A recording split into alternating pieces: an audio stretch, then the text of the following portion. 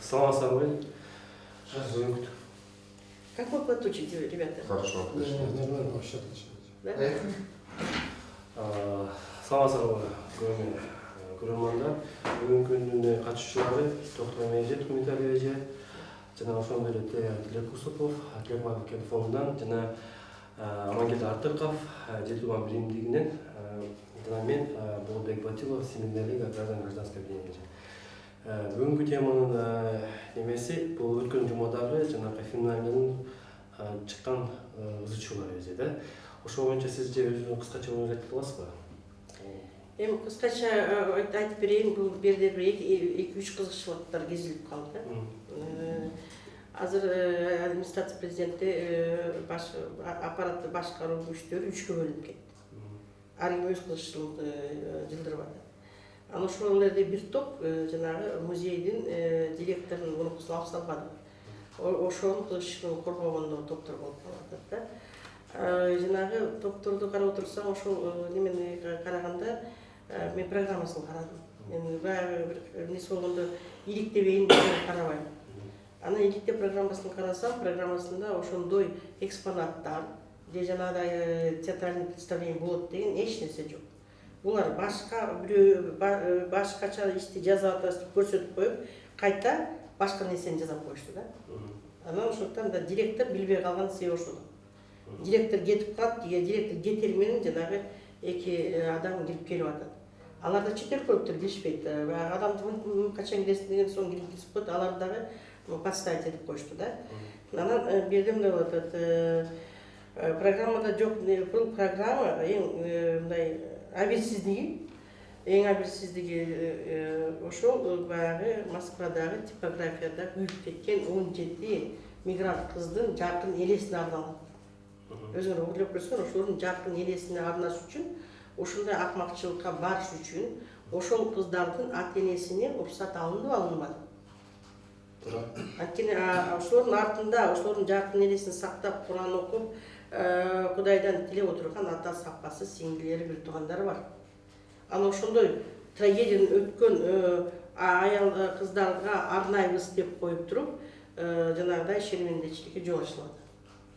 Ошол бул жерде эки нерсе бар. Элди кагыштыруу. Элди баягы руханий байлыгы боюнча кагыштыруу, ички дүйнөсү менен кагыштыруу, жана ошол эле Москвада болгон немеге өзүнчө бир белгилеп кетүү. Анан дүйнөлүк немелер келди деп атат, художниктерде келди деп атат да. Художниктерди мен көргөн жокмун. Дүйнөлүк немелерди жазады деп. Анан айта турган нерсе, бул бизден карама-каршылыкка ушундай чоң жүрөө, биз искусство музей бул Кыргызстандын жүрөгүнүн бири да. Себеби нукура байлыгы. Ошол жерден баштаганында задачасы жаңгырачанын жумуштан алып салыш. Анткени ал киши жаңгырача жумушка келди. Музейде бир топ экспонаттар бузулганын, талкаланган, урдалган нерселерди алып чыгарды. Ичинде иштеген адамдар карама-каршы чыга баштады. Ошол эле жаңгырачанын жанагы интернетте сүйлөп, Руслан Асановду, анан Ятанбаевди сөөгө аткан бир немеси аудиосы чыгып калбадыбы? Аны бирөө уруксат бериш керек да, буну аңдыганга, жазганга. Же болбосо өзүнө карама-каршы турган адамдар ошол жерден жазыш керек болчу. Сөзүн баягы үнү да жаза алмаган. Ошол нерселерди, фейктерди кетирип атат да. Mesela атайын топтор ошону жумуштан алыш үчүн даярдалган. Анан могу теманы коюп туруп, 3-4 нерсени чечип коюп атат да, жаңгырачаны жумуштан алдырып атат. Музейде болуп алган жаңжал, урлуктар боюнча жаңжал жабылып калып атат. Мамлекеттин түзгөн комиссиясы иштебей жатат бул боюнча. Эми дагы иштей албайт. Анан эми жаңы келген музейге келген жаңы адам ошо мурунку башкармалыгына жакын адамдар кайта музейге алып келип коюп атат. Значит, жана урдалган нерсенин көбү жабылып калат. Сырткы саясат үчүн, сырткы саясий күчтөр үчүн бул чоң нерсе болду. Кыргыздар мындай нерсе кандай мамиле кылат? Буларды кыргыздар дайыма алдыда жүрчү эле. Мындай нерсени мусулманчылыкты кармаган эл, кыргыз эл ушун көтөрүп кетеби? Сиңирип кетеби же сүйлөбөй эле карап мал болуп отура береби? Ошол маселени көрөйүн деди да. Анан кайсы багы ушу багытта кагылышуу алып келсек болобу же болбойбу деген ойда. Ошол бир топ нерселерди. Жөнөп катышкан жанагы немелер болсо, уюштурган немелер болсо, алар өз чөнтөгүнө уюштургон акчасын алды. Жардам катары алышты дагы, уюштуруп кетип калды, бирок мындай болуп кетерин билген жок. Бирок буну билген биздин аксакал эжебиз жүрүп атат, Роза эжебиз. Жанагы ой демиш болуп билмексиңиз салып элдин баарын сөгүп аткан, кайта мэр эжени жактамыш болуп аткан. Жаңы Карашан бир эмес, бул экинчи жолу ушундай постановка кылып жумуштан алдырып атат. 2000-жылдагы кыздын балдары Клинтон келсе, интернат Беловодскийде жылагач ачка скелеттерди кырслагерде болот, жүрөктөн видео таркатып жүрүшкен, ким таркатканы белгисиз. Ошол видео уш кезге чейин интернетте жүрүп атат. Ошол видеонун артынан Жаңгырача кеткен, кайта эми бүгүн ошол жанагы директорлук орун талашып аткан жерге келип калып, жанагыдай немеге жол ачып берип атат. Мираны коргомуш, Жаңгырачаны коргомуш болгону менен ал өзү билет, бул жумуштан кетет депчи, алып салат, мындай нечим калбарым деп. Ордуна керектүү кишини алып келип койдурушуп атат. То есть бул жерде 3 преступление жабылып атат да, бир топ преступление бар. Анан сырткы саясатта күчтөргө эмне кызык? Бизде 2012-жылдары убактылуу өкмөт ошол теманы көтөрүп ачкан, үй бүлөлүк кызыктуулуктар боюнчачы, ошол эле жанагы биз эркек менен эркек үйлөнөбүз, аял менен аял үйлөнөбүз деген тема кандай болот деген маселени көтөрүп баштагандан кийин жанагы конституцияга тез арада өзгөртүү кирсеткени Атамбаевдин ошого байланыштуу болгон. Себеби ошол 2012-жылдары убактылуу өкмөттүн мүчөлөрү уже туруктуу өкмөт болуп калганда, ошондо Жантөре Сатыбалдиев бар кезинде бир постановление кабыл алып койду, чечим мыйзамга тарады. Кийинки метрикаларда ал иштеп кетсе мыйзам. Метрикаларда биринчи атене жана экинчи атене деген жазылат экен да. Анда биринчи ата же экинчи ата, же биринчи эне же экинчи эне. Ортосунан же бакма балдар болсо, ошо жана мен аялга үйлөнбөйм, эркек үйлөнүп аялга үйлөнөм десе, ортосунан багып алган баласы болсо, ал бала үчүн ушундай эки ата болот, ата эне, же болбосо эки апа болот, ата эне да. Ошол себептен ошол мыйзамды кирсетиш үчүн бизде биринчи гей-парад өттү. Бул тышкы саясаттын таасири да.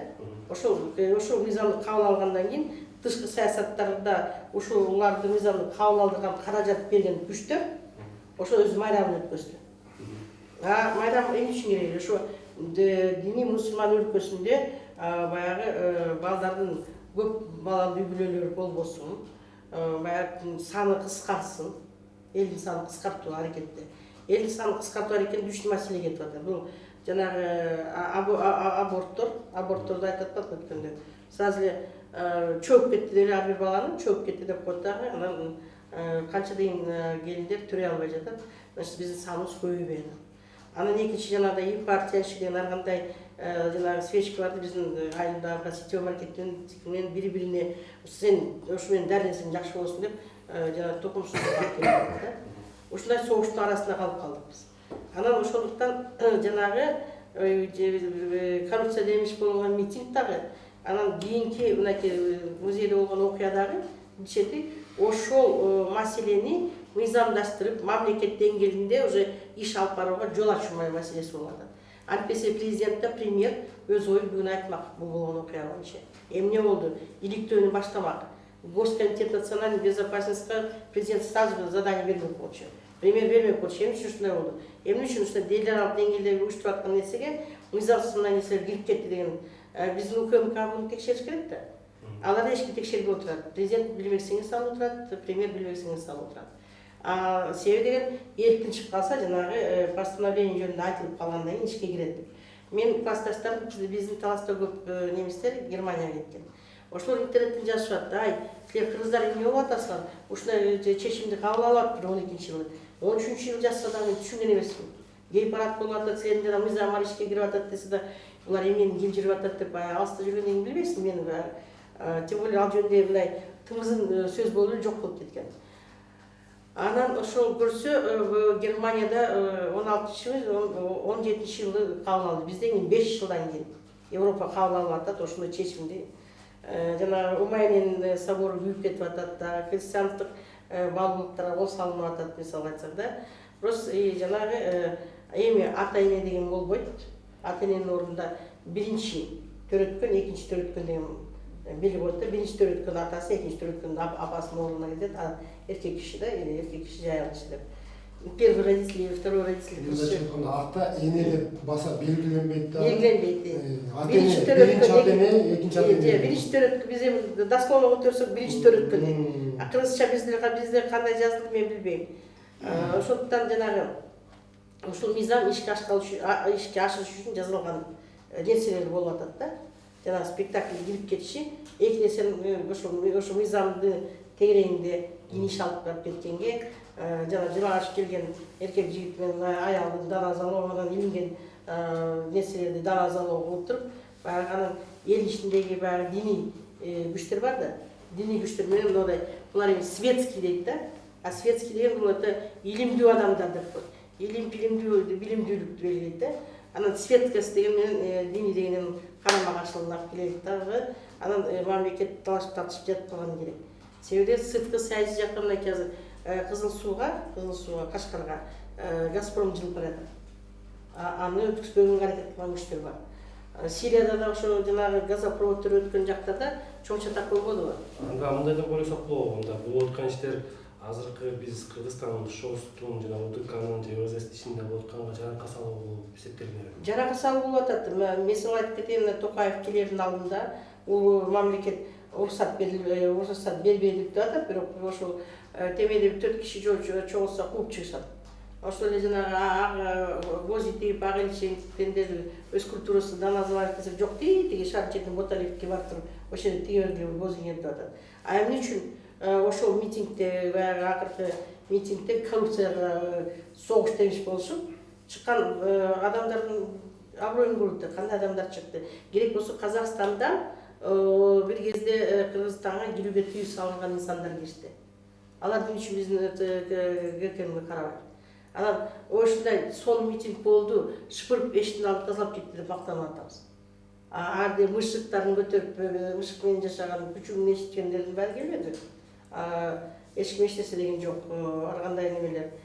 Анан кайта ошондой митингке катышып алып барган адамдарды сразу эле тилекке каршы мен өзүм сыйлаган айымдарды профтехучилищенин анткени өспүрүмдөрдүн жаш жана үйлөнүү жаш курактагы балдарды, кыздарды тарбиялаган апартып коюп атабыз. Мисалы бул жерде жанагы мемлекетке чыгышып атпайбы? Кечиресинде анан ошо ОДКБ келер алдында болуп атпайбы? Казактар көрсүн, кыргыздар эмне болуп атат дегенди. Аларда өз маалымат бар, кимдер чыккан, кандай чыкканда. Бул эмнеси деп түшүнүшпөйт. Бул жерде мен мындай деп ойлоп атам да, мисалы журналистский расследование болуп атат да, Матур Раимов тууралуу, туурабы? Райым миллион тууралуу. Райым миллион боюнча болуп атат да. Жок, болуп атат мисалы да. Эми бул журналистский расследованиянын негизинде эле чыгып алып атат да площадька бүгүн. А эгерде мисалы УКМК же болбосо мамлекеттик коопсуздук күчтөр же болбосо дагы кандай экономический жагынан борьба с экономическим преступлением жагынан, допустим, анализ берип, жыйынтыктап берген негизинде чыкса, камабай жатса, анда это другой разговор болот да. Жок, эми ошо бирөөнүн айткан сөзүнүн негизинде эле ызы чуу болуп атат, а он доказан или не доказан, и поличным пойман, или не пойман, здесь еще нету такого заключения. Но тем не менее они уже выступают, говорят, сажайте. Так, получится. Что любого можно будет прийти и сказать. Мындайча айтканда, эртең күнү мен мисалы мынтип айтам да, кечирип кой, болот мисалы $10 000 уурдап кетти, кармагыла. А каерден уурдады, ким уурдады, качан уурдады, кандай цели менен, эч нерсе далилденбегенде камагыла дейт да. То есть бунун өзү да опурталууга дейт. Опурталуу мындай болуп атпайбы, ошо чыккан жигиттердин немелер бир топтору мурунку гей парадка катышкандар болуп атпайбы? О, гей парадка. То есть бул уже многосерийный, поэтапный, да? Поэтапный. Эмне үчүн ошолор чыгып атат? Ошол эле Казакстанда дагы бир топ маселелери бар адамдар эмне үчүн келип атат? Эмне үчүн аларды ошол ОДКБнын алдына чыгарат? Да, мына карагыла, Матраимовду карагыла деп. Значит, ОДКБ биздин жанагы уруштуруп аткан таможенный союздун өкүлдөрүнө демеге кайрылып атат да, карагыла, силер толуп атат. Тоноганды көргүлө демиш болуп коюп туруп, анын арты менен баягы карагычы кандай таза адам келди, үчүк мышыгымен келсе да шыпырып тазалап кетти деген ойду кетирип атат. Булар жаш адамдар экендер. Жок, то есть биз мындайча айтканда элдин көйгөйү менен мына биз деле канча акциялар кылып атабыз, митингдер кылып атабыз. Ушунчалык даже мэр город жагынан дагы, коопсуздук жагынан дагы уруксат бериш, уруксат алыш өтө оор да. А бул жерде карасаңыз бир киши болсо 4 милиция кол. мына кокуй бийликтер Кытайдын деп атып, андай кылайын деп атып, мындай кылып атып деп эле уруксат бербейт да. А буларга почему-то уруксат бергенден дагы сен уштурган. Эжем айткандай, артын тазалап кетти деп макташып атат да, то есть это понятно. Сен өзүң тазалап кеткен, жинап кетип атат, сабырсызды алып барып эмне кылат, сотко берип атат, камакка алып атат. Эти дубарлардын кереги жок деп атат. Ооба, туура.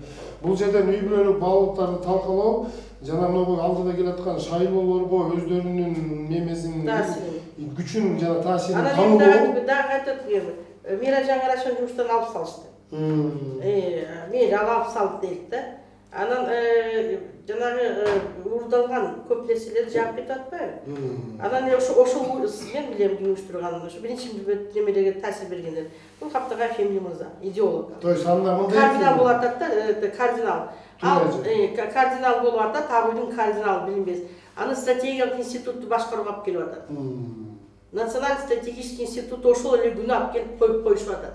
Жан билими жок, опыты жок, стратегия түзгөн боюнча да единственный убактылуу өкмөт экөө бирге Өзбекстанда, өзбек, кыргыз, кагылышта ким алып келди? Ошо негизги стратегдер ошол болду, духовный, идейный стратегдер. Анан июнь окуяларды алып келишти. А биз ошо июнь окуяларга жоопкерчиликтүү адамды биз стратегиялык институттун башына коюп атабыз. Анан ошондуктан бул сырткы саясатка байланыштуу болуп атат. Анан Кой Таштагы окуялар качан болуп атат? Именно Кой Ташты башкалын база алса болбойт беле. Жанагы ЕС президенттер, премьерлер келгенде ошонун алдында башын талкалаш керек беле. Мына силердин таможенный союзуңузду бекиткен кишилердин атыш чабыш кылып атат деп көрсөтүп коюлуп атат да. Ошону эле улантысы кетип жатат да. То есть мындайча айтканда бүгүнкү күнү жамандын үйүн конок тейлейт болуп атат да. То есть биз силерге берип атабыз, силер биздин айтканды ишке ашырышыңар керек, жана макул болушуңар керек, жана мыйзамдаштырышыңар керек, жана унчукпашыңар керек. То есть бүгүн улуттук баалуулуктарды, мисалы ким биздин улуттук баалуулуктарыбызды карайт? Бүгүнкү күнү биз только өзүбүз. Сактануунун жолу чогуу сактанышыбыз керек да. Үлүлүк баалуулуктар. Орусиядан барып күйүп кеткен кыздардын 17 кыздын типография өткөн калган 17. Ошон жамынып ошол жаркын элесине деп атат. Башка мен бул үчүн иш кылыш керек. Жаркын элесине Куран окутсун. Куран окутпаса деле ошо кыздардын сүрөтүн илип койсун жаштарга. Кандай өрттөнгөн, эмне болгону, анан кийин жанагы феминизм деп атпайбы? А ошол жерде өз укугун коргогон жанагы биздин тарыхый нерсени илип койсун мынакей. Бизде кандай гана министр болгон эмес, эмне болгон жок, министр культуры болду, кандай айымдар демеге чыккан. Ошо алып келген экспонаттар өзүнүн жетишкендиктери турбайбы? Эми биздин кыргыздын чогулткан экспонаттарын илдирип коюп туруп, ортосуна жана театрын коюп атпайбы? А театрга уруксат берилген эмес. Жазылган эмес. Жазылган эмес. УКМК үчүн текшербейт муну. Алдына обычно мындай нерсени текшерип, любой выставкага УКМК келип, идеологиясы кандай деп текшерет. Системера өтүп атсаңыз деп келет. Барып 10-й отдел отурат. Правильно? УКМК отурат. А почему бүгүн ошо УКМКнын 10-й отдел ишине барган эмес? Мактан дагы неме чыгып атат, сөз чыгып атат. Ойда. Могу выплат иштерди, финалде болгон иштерди, көөлү элак уюмда колдоп кетти да, өзүнүн ойнайып кетишти, эмесинин баасын эрип кетишти. Сиздин кандай бааңыз ошол элак? Ошо кыйкырып аткандар, алар уюмдар да түшүнгөн жок максатын. Болгон окуянын максаты ким, эмне уюштурган, эмне кандай түпкүнү куражагы каякта экенин билишкен жок. А түпкүнү курагы жагы музейдин бийлигиндеги ичиндеги талаш. Ошого таасир эткен администрация президентиндеги талаш. Матраимов өзүнчө бир оюн кетип атат. Феминаль 3-чү оюн кетип атат да. Жанагы бильярд ойгону шариктерди коюп коет уракта. Анан ошол шарикти бир неме менен уруп атат. Анан ким кандай менен кагылышып кетет деген сөз болуп атат да. Мына келер алып уюмдардын эмгеги зор ушул краундфандинг деп айтат. Краундфандинг менен чогулттук дейт. Кимден келгени белгисиз. Азыр интернетке жазсаң эле мага керек десең ачып жөнөткөн адамдар бар. А бирок алар каалаган кишисине жөнөтө бербейт. Мисалы сен жазсаң, мен жазсам эл акча жөнөтпөйт. А сырттан башка күчтөр жөнөтүп берет. Өздөрүнө кызыктар, өздөрүнүн иштешкен адамдарга, өздөрүнүн идеясын жылдырган адамдарга. Анан ошентип жанагы выставкага акча келип атат, эл аралык коомчулук келип атат. А бирок ошолорду катышкандар да жазат, биз билген жокпуз мындай нерсени кылаарын дегендер да бар болот. Байланышып атат.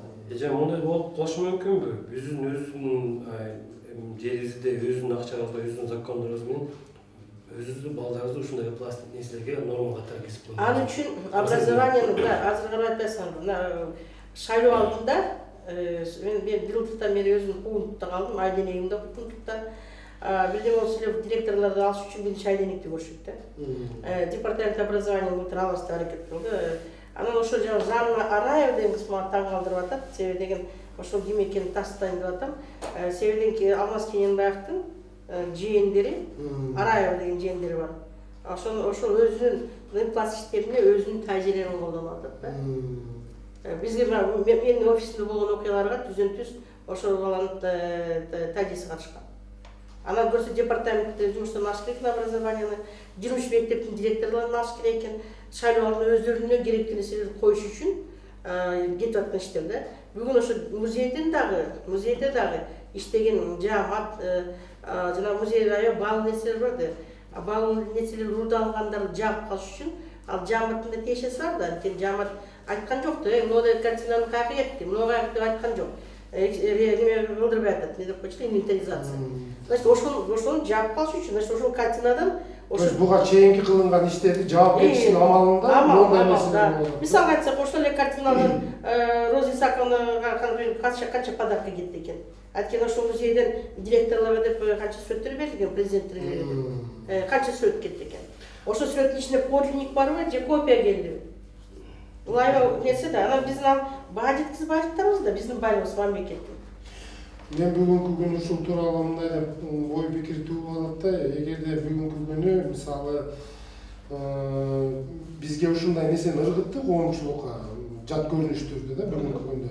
Ошол жат көрүнүшкө мына Токтой Эмеже да жана айтып кетти, бирок орус тилинде ушундай туруктуу улуу эл, ушундай баалуулуктар менен, ката салты менен эл кандай мамиле кылат, маани берет ушуга, кандай реакция кылат мындайча да болуп аткан нерсе. Бүгүнкү киши кандай коргонот, кандай реакция кылат депчи.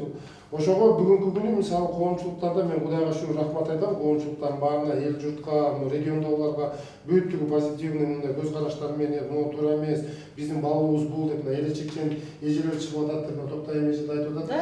Ошонун баардыгы бүгүнкү реакция. То есть бизге бир кара нерсе болмойн, ак нерсени тааныбайт экенбиз да, бир кичинекей кара нерсени койду эле биз өзүбүздүн ак нерсебизди эстеп атабыз. Бирок бүгүнкү күнү ошонун баардыгы текшерип атат. Ошол эле болсо мейли. А бирок экинчи тарабы дагы мынакей эжекебиз айтып аткандай, уже кийинки шайлоого жана биздин ички саясатыбызга уже өздөрүнүн ишин алып кетип атат. Ал байма-бай көрүнүп атат. Эл кырылып кете алабы шайлоодо, жыргылаша албайбы. Ошону бүгүнкү күнү уже издешип атат. То есть кимдин ким карама каршы болот. Бул уязвимый местасын ошол жерден издешип атат да, каерден кандай кылсак эртеңки күнү компромат кылып жаңжал кылып бергенге шайлоонун эртеси. А эми дагы бир маселе тууланат бул жерден. Биздин өкмөтүбүз Абылгазиев эмнегедир ошондой болуп аткан митингге, допустим, Райым миллион камалсын дегенге айланып келип туруп кайра ошолордун уюштуруучусуна Рита Айымга жумуш берип атат. Түшүнүксүз да, андай болсо биз Токтой Эмеже экөөбүз эртеңки күнү дагы 500 1000 адам чыгара алды, бизди жумуш алалы да. То есть бүгүнкү күнү жумуш алыштын амалында элди алып чыгыш керекпи же көйгөй маселе керекпи? Каптабаев сразу Бул дагы өтө түшүнүксүз болуп атат да могу өкмөт тарабынан. Анан кийин биздин парламент демейде деги эле бир нерсе болгон эле Малаховдун бир выступлениясында кыргыздар ушундай деп койгон кандай ажиотаж кылышты парламентте. А бүгүнкү күнү мына тумшубуздун алдында исторический музейде биздин түпкүлүбүзгө балта чаап атса, эч кимибиз унчукпайт да, отурушат. Тоже спикерибиз жок. Спикер дагы унчукпай отурат, өкмөт дагы. То есть бүгүнкү күнү мындай карасак, менин түшүнүгүмдө ким акча берсе, ошол бийлейт да, мындайча айтканда, ошол заказывать. То есть сырткы күчтөр акча берип атабыз, значит алар эмне кылса да баардыгы өтө берет. А бизге керектүү туура нерселерди биз алып чыксак, тыйын берген жоксуңар, эл алып чыккан жоксуңар, значит өтпөйт. Ушундай калып келатат да. Мындай болуп атпайбы, Роза Айым айтып атат. Кечээ тиги чортаман деп эже айтты орусча. пяткасы орысча отырады, чортаман деген эмне кыргызстан жатат, чортаман ана пяткалар жазылып калыпты деп отуруп атат. Бирөө айтат черный деп атат деп. Кара кыргыз дегендин мааниси түшүнбөй атат. Чоң кыргыз. Кара деген улуу, күчтүү, хандыкта турган бийликтүү, несиден Алып деген. Алып деген. Жөнөкөй кара дегенде. Біз кара чортаман, кара кызмын кыргызмын деп атам. Кара кыргыз. Мен өзүм дегенде ошону түшүнбөй кайта тескери маанилде колдошуп каткырышып атат да. Ошол өз тили балдарыбыз. Бул эмнени айтат? Биз тилди жоготуп атабыз. Тил аркылуу биздин тилибизди темселешип атат. Тил аркылуу жолбосун ички дүйнөбүздү жоготуп атабыз. Мынакей сиз туура айтып атасыз. Биз кантип үй-бүлөлүк касиетти сактап калабыз? Мына кечээки белгилүү маршрутту деген кыргыздын жарым жарымсыз түшүнгөн жок. Себеби автобуска түшүп алып кемпирлер бар атат. Кемпирлер эмес. Дайыма жагында коркунучтуу иш болгондо ак элечек ар бир уруунун ак элечек байбичелери чогулган. Алар аксакалдар менен чогулуп, аксакалдар чечкен мындай кылыш керек. Анда мындай аткарыш керек деп баягы балдарга жол көрсөтүп, уландарды алып чыгып, эр сайышка биздин ак элечек апаларыбыз да чыккан. Анан эми бир 20 атты минип чыкса деле кос болмок, аны канча атты каяктан табат шаардын ичинде. Автобуска түшүп кыдырышты, өз ой пикирлерин айтып атат. Башка улуттун кийимдерин кийбейлик, башка улуттун жанагы көз карашын алып барбайлык. Кыргыздын өзүнүн алыптуулугу бар, түптөлгөн. Биз айтып атат, кыргыздар ариецтер. Кыргыздан башка улуттар жаралганда башка улуттар айтып атса, биз өзүбүздү тепсеп, каякта бир 20 остарды алып келип атабыз да. Анан эми культура деп. Культура десе, жанагы мен интернетте турам койпойм. Жана программаны жазган киши өмүрүндө орус тили билген киши эмес. Эптеп жазып берген, үчтү билип койсун депчи. Там искусствоведка, бирдеметка дегендерди толтуруп жазыптыр да. Художница. Художник деген билели, художник деген нам бар. Цасы же художник мужского рода, художник женского рода, художник бирели жанагы жыныстык немеге бөлүнбөйт да. Художница деген түшүнүк жок. Ошолорду жазып атат программада. Аны ким жазган? Кайсы билимсиз адам ушундай программа уюштурган? Жатайын экенин билбейм, что келечек кылыш үчүн бизде ошондой болуп атат да. Эже дагы мындай суроо да бияктан. Ушундай укталас саясаттан кантип кыргыз эли коргонуш керек? Биринчиден, азыр бийлик бүгүн өзүнүн баасын бериш керек. Президент ой пикирин айтыш керек. Балдар ушундай катуу болуп кеттир. Экинчиден, мынакей Розайнус Элистин баарысын биз бир кезде мына сен жүрдүң, мынакей сиз жүрдүңүз, мынакей биз жүрдүк. Карапайым чортамандарыбыз жүрдүк. Кан алдында канча балдар томолонуп кетип атты. Канча балдар томолонуп кетип аттыр, жүрөгүнөн баштан кан атып токтото албайсың, же аман алып кала албайсың. Зыркырап ошо күнү Кудайдан тиледим, айланайын Кудай жамбырды өкүтө жаадырчы, кан жууган эл тынчып калабы деген тилегим болду да. Аба жетпейт, угуп элдин баары. Анан ошондой нерседен өткөндөн кийин, ошонун баарын көргөндөн кийин Роза эжебиз ошол күнү качып тиги дивандын астына жаттым деп интервью берип атты. Ага аны бийлик алып келдик. Рахмат. Баягы оор мезгилде бийликтин башында туруп берди. Но ошону эске алыш керек деп баа бериш керек. Эске өзү. Анан ошол өзүнүн атасынан бир туугандарынан аттап атат. Эркек бир туугандарынан, эркек ата бабасынан аттап атат. Эмне себептен? Биздин эркектердин баары ар кандай бала чаканы зордуктаган, анан кыздар зордуктаган адамдар экен да. Анда каяктан келген андай таза болуп сакталып калган. Баары биздин эркектердин баары зомбулукчу жасаса. Бирок атайын, мен азыр 4-5 ишти карадым. Жанагы өзгөчө биздин грант алган эжелер катышып аткан иштерге карап атам да. Ошол жерде көрүп атам. Атайын бир ата-энеси аттуу баштуу адамдардын балдарын пас-пастап агылып коюшуп туруп, анан катышып атканын көрүп атам. Мисалы айтсаң, атасы кызын зордуктап, айдастан баягы ачка отурган бирөөлөр каражаттар берип кылдырып атканын көрүп атам. Зордуктан кичинекей балдардын да кээ бир иштерди көрүп атам, кандай кылгандарын. Анан мен биринчи бир сот иштерине катышканда көп нерсени түшүнбөчүмүн, колдоп кетчүмүн. Ура, укугу корголунбай атат деп. Уже иликтеп көргөндөн кийин көрүп атасың. Мына буну деле азыр түшүнбөгөн адам айтат, баягы Роза эже колдоп аткандан кийин бул нерсени колдош керек деп эмне кылып атат деп түшүнбөгөн адам. Роза эже жаңы арашаны колдомуш болуп туруп, кайта жумуштан алдырганга жол ачты. Жана аны тепсеп кетип, кошо биздин мамлекетке кирип кеткенге жана идеологиялык талкаланып, бири-бирибизди кашканга жол ачып берип. Туура эже. Анан дагы айтып атам депутаттар. Эмне үчүн депутаттар баары билишет?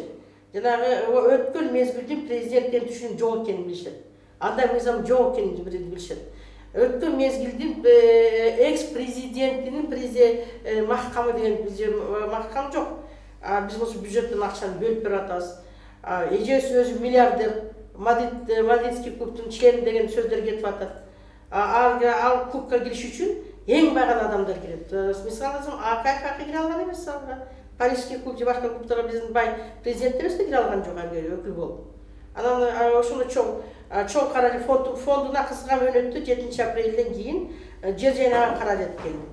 Ал ким салды, кандай адамдар салды, кандай кызматчылыкта салды, Кандай иштетилди, кандай пайда. Ал пайда эмне алып келип атат элге?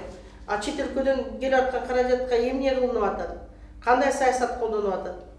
Аны караган өкмөт жок. Анан эми мамлекетте мындай болуп атат. Азыр мамлекетибиз кайрчылыкка батып калды. Президентибиз кайыр сурап жүрөт, окуй. Премьерибиз кайыр сурап жүрөт. Биз айтат элес, урматтуу президент, премьер, келичи отурайлы. Баягы матрицаны жазайлы. Көрсөтүп берелик. Мындай жазып берелик.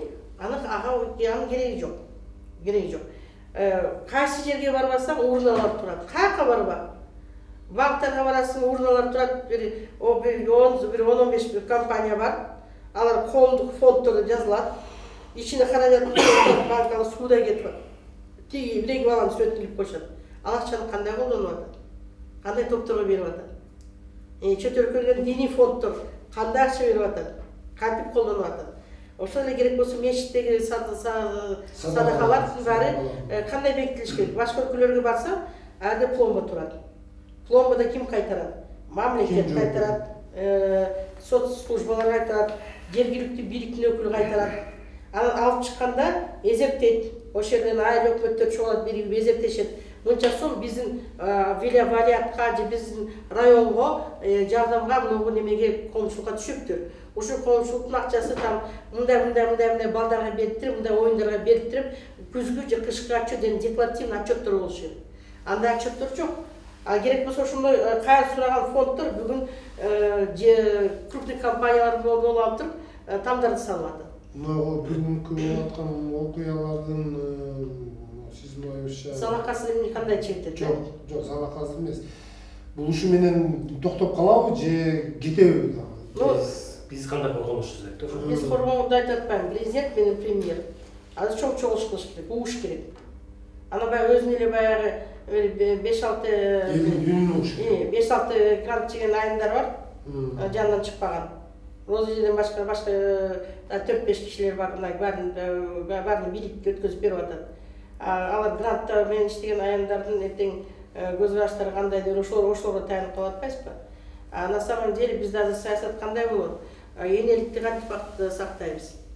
Минздравдын реставрациясы керек ачкачкындачы. Минздрав жана Кесаревени токтотуш керек. Дары-дармек көп бергенди токтотуш керек. Ошондон кантип кутулабыз?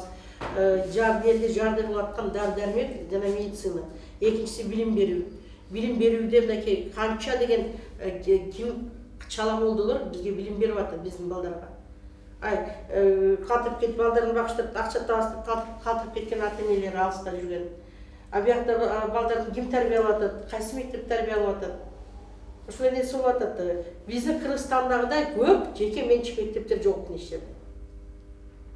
Диний, ар кандай диний мектептер, мындай мектептер, ар кандай мектептер толуп кетти, алар детсадтар толуп кетти. Улуттук баалуулуктарга басым жасап таянып, жана када салт үрп-адаттардын негизинде эгерде биз кыргызбыз десек, биз кыргызтуулугуна таянып турган иш кылсак жаңылбайбызго дейм да бүгүнкү күнүчү. Ар бир сырттан келген таңууланган нерселерди мейли акчасы жакшы экен, акчасына кызыгып, анын дагы бир таңууланган нерсесин кабыл ала берген өзүндө биз талкаланып атабыз да. Казакстан, мен азыр мынакей биштер менен кыдырып жүрүп атам, көбүнчө мен Алматага барып атам. Алмата, мен Шымкентти көрүп келдим, Түркистанды көрүп келдим, Жамбылды көрүп келдим. өзгөрүлүп атат. Эми жолдор курулган жолдорун айтканда. Міне шындығы. Біз башканы істеп эле казактарга жолду уйдусак, бизден он эсе сол көрүп берген турат. Экинчиси уже такая чечим чыгаптыр. Биздин балдар, казак балдар бүгүнкү күндө уже Кытайга барып окубасын, Кореяга барып окубасын. Окуса татыктуу, күчтүү, дүйнөгө билинген вуздарга ойду келди эмес, уже точно целенаправленно. Дини исламды много университеттерден, ошол эле Казань университети, Бухара университети өзүнүн баарын кура салттуулукту сактаган университеттерге барып окусундар.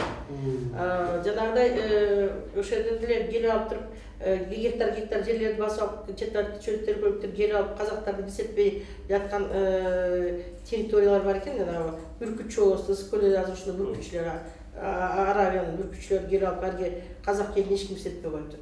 Анан казак компанияларынын почти келген компаниялар 80-90% казактардын гана жигиттери иштесин. Биринчи чет өлкөдөн келген балдары, анан биякта жүргөн мамлекеттик деңгээлде чечилип атат. А биздер мынакей чет өлкөдөн Лондон университети, Мергенден университети бүткөн балдарыбыз азыр дүйнөдө башка өлкөлөрдү багып атат. А бизди бир атенек кишинин дини соду ошол чет өлкөгө жөнөттү. Эң чоң вуздардан мисал атсак. Алар керек жок болуп атат мамлекетке. Бизде чалымолдо беки сүрөнүп бүтсө, алып келип кайта бийликке отургузуп атат. Бул диний адам жана бийликти алып кете турган депчи. Бийлик деген башка нерсе, управление бул тажрыйба. Анан кийин ошондон биздин эчикке чыгып алып, бизди силер мындай сыңар, тиңдейсиңер деп атат. Практически эжекенин айткан акысы жок болчу. Ага айтыш керек эле, биринчи кыркылып чыгардын алдында текшериш керек болчу. Программадан сурсаттар бар беле, жок беле, эмне деп көрсөттүңөр. Мына программаларды кайсы бетиңер менен жана 12 кыздын жарыктын элесине жабынып атасыңар деген сөз болуш керек болчу. Вакыт кетип калды бизге. Рахмат.